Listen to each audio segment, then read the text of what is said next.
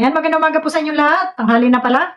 At ito, ang inyong lingkod muling nagbabalik at ma-reaction lang tayo ng kaunti. Pero bago ang lahat, shoutout muna sa ating mga kasamahan dyan. Malu de Los Santos, Hayat Mix Vlog, Selena Barbosa Official, Banat Bagsik, Ma'am Pixie Lexi, Ma'am Maria Legaspi, sino ba may aming mga kasama? At yan, ang inyong lingkod, Sir TVPX. Sorry sa hindi ko, Malu de Los Santos. Naku, Diyos ko, malilimutan ko si Alimango Queen. Mapapatay tayo nito, no? At sa mga, sa mga may team dyan, ano? May team. Hindi may team, ha? May team. So, yung, shoutout po sa Team Rise Above International. Ayan, sa aming mga kaibigan dyan, na naandyan lamang. Sa team Kalahi ba to? Sa kay Madam Ingrata, di ba? Yung mga team sila. At yung mga viewers natin ay minsan ay andyan din sa mga grupo na yun. No? Maraming salamat po sa pagsuportahin nyo sa ating munting channel at sa inyong host na Balahura. Ayan. Sino nga po bang ating re-reactionan ngayon? Ang ating re-reactionan po ngayon ay si Erica, kung saan ang tiyahin ni Erica ay nagsalita na at talaga namang nagbabanta dito sa mga e-lovers na ito, na itong mga e-lovers na ito ay hindi ko alam bakit magaganito kayo, ba't di kayo manahimik? Nagalit tuloy si tita, nako patay kayo at ilalabas ni tita ang baho ng inyong iniidolo. Nako, patay kayo dyan, ayan. So pakinggan nga natin, at ako nakikinig, no, hindi pa tapos, papakinggan natin. Kulang namin. Kung noon hindi kami nagkikibo, dahil sino ba naman na mayroon kang pamangkin na sumikat, na binabilag. Diba? Kahit mga kasinungalingan na yung mga sinasabi, okay lang, nilulunok namin. Sobrang pandalait sa pamilya namin, sa magulang ko, mga ginagawa. Kahit ako, nilait ako, na ako daw may hawak ng budget. Putang ina, ni Sing Condoling, wala akong hinawakang budget ng pera na yan.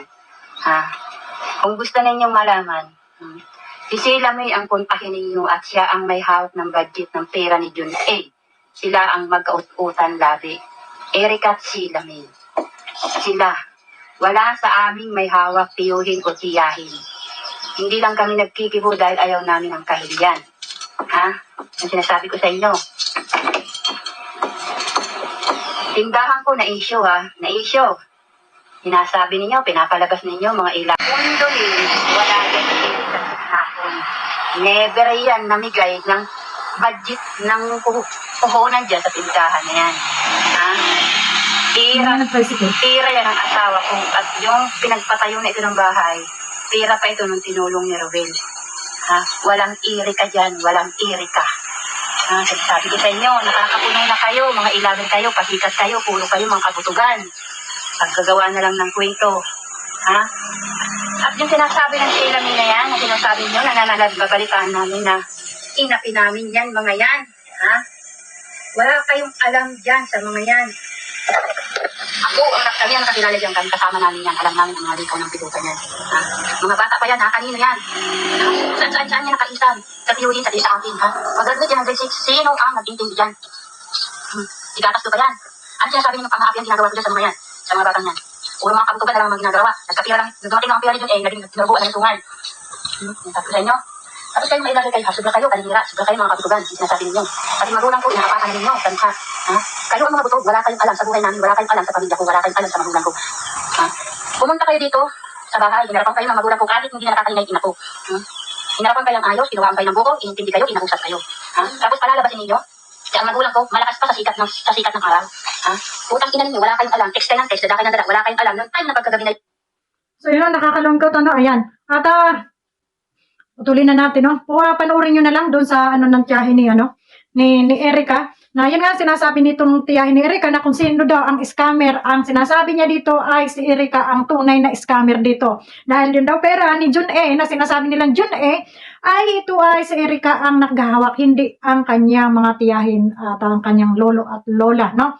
So dito kasi parang ang naraanuhan ko dito, yung grupo na to na e-lovers, ginagawa, e-lover ba o e-lovers? So, yun, hindi natin alam, no? Na ginagawan sila ng kwento. Dapat naman, kayo naman, matuto namang rumispeto, lalo na ito si Erica. Ikaw, lula mo yung nagpalaki sa'yo. Lula at lolo mo, tapos ngayon binabaliwala mo, hindi mo na nire-respeto. Hindi ako magsasalita dyan kung hindi nagsalita yung kamag-anak, Kasi para namang ang samabang pakinggan na pagkatapos kayong palakihin at matulungan, nung kayo ay sumikat, ay kayo ay medyo mataas na tinalikuran nyo ng iyong pamilya, no? At sinisira.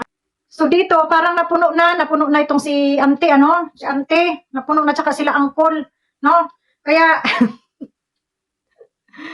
wag naman ganun. Kung mo kayo natulungan na ba, maayos na ba yung buhay, magiging mapagmataas na tayo sa ating mga kamag-anak, sa ating kapwa. Wag ganun kasi padarating yung araw, darating yung panahon, at may mga struggle tayong haharapin sa ating buhay. Ang ating pong karamay ay ating kadugo, hindi po ang ibang tao. Meron ding ibang tao, pero depende, no? Pero mas maano po yung kadugo mo talaga, no? Pero hindi naman lahat siguro kasi may mga kadugo rin nga na wala naman pakialam sa'yo, no? Pero sa kaso nito, parang kayo yung lumayo sa pamilya ninyo, no?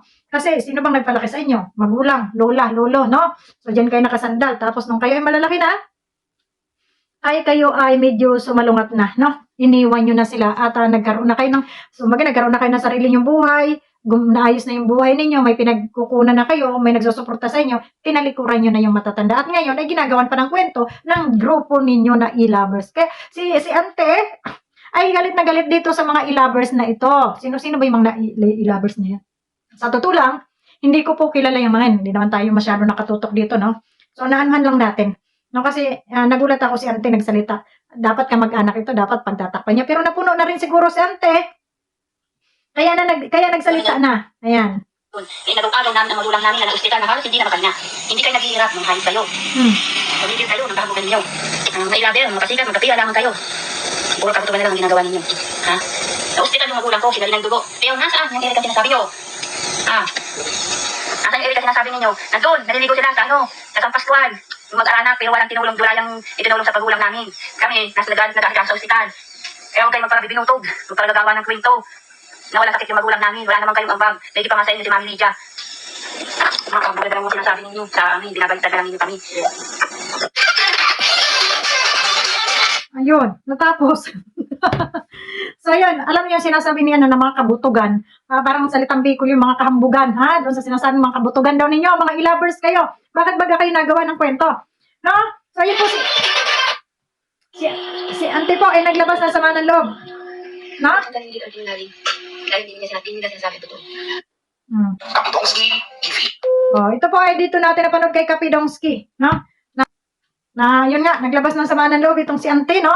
At ang sinasabi niya dito ay hindi sila scammer at kung may scammer daw dito ay itong si Erica, si Adaus at saka yung kapatid yata yon, o yung kapatid na yun daw ang naghahawak ng pera na galing kay Jun E. Kaya tawagin niyo pa raw si Jun E. Sino ba yung Jun E na yun? No, wala tayong pakialam po sino yun. Basta nabanggit lang yung mga pangalan na yun. At ito na nga, payuhan natin itong mga batang ito. Mga bata, na ikaw Erica at saka kayong magkapatid, lingon-lingon sa pinanggalingan. Kasi may kasabihan, pag hindi ka lumingon sa iyong pinanggalingan, hindi ka makakarating sa iyong paruroonan. Makarating ka man ay ilahod ka na, no? Lalo na at yung mga inabandonan ninyo, ginagawa nyo ng kwento ay nagpalaki sa inyo at mga ninuno ninyo, no? Mga lolo, lola, yon. No, maawa naman kayo. Pag kayo may kapera, bigyan nyo ng kaunting lolo nyo. Ano ba naman yung bigyan nyo dyan? Panggastos man lang nila, pambigas nila o pambili ng gamot, ano? Tapos, ang kwento ng mga kagrupo nyo, ng mga e-lovers, ang masama, yung mga tiyahin-tiyuhin ninyo. Ngayon na nagsalita. Ngayon, sabi nito, ng tiyahin ni ante, kayong mga e-lovers, manahimik daw kayo. Dahil pag hindi raw kayo manahimik, ay ilalabas nila ang baho ng iniidolo ninyo. So, ibig sabihin, may talagang baho si Erica na tinatago. Ano kayong bahong yun? Utot? Hindi ako nagsabi niyan ha, yung tiyahin. O baka mamaya naman, ibas nyo na naman ako. Sabihin pa kayo naman dyan, nagre-reaction lamang po kami ayon sa aming naririnig at nakikita. Di ba? At konting payo na rin, huwag tayong makalimot sa kung saan tayo nagmula. Ano man yung marating natin sa buhay, lingon-lingon tayo sa nagpalaki sa atin. Dahil hindi natin mararating yan, hindi tayo makikilala, hindi tayo maibablog, o kung yun man yung naging ng kapalaran ninyo na na-vlog kayo at umasinso yung buhay ninyo, hindi kayo mapupunta sa ganyang sitwasyon kung hindi kayo pinalaki ng mga matatanda na yon. Ngayon, konting respeto at isuportahan nyo rin yung nagpalaki sa inyo. Huwag nyo namang bastusin, no? Itong magkapatid na to, na Erica. Na huwag niyong bastusin ang inyong mga lolo at lola. Mahal kayo nun. Kayo lang yung, nilalayo niyo yung sarili niyo. Huwag ganon, no? Kung may kaunti mang problema sa pamilya, huwag niyong hayaang lumaki at mailadla dito sa social media. Kasi, pag ang mangyari dyan, yung si ante ay hindi na nakapagpigil sa inyong mga kakukuda dyan, kagaya ng mga e-lovers na to, ay siguradong lalabas ang inyong mga tinatagong sikreto. So, yun lamang at paalam.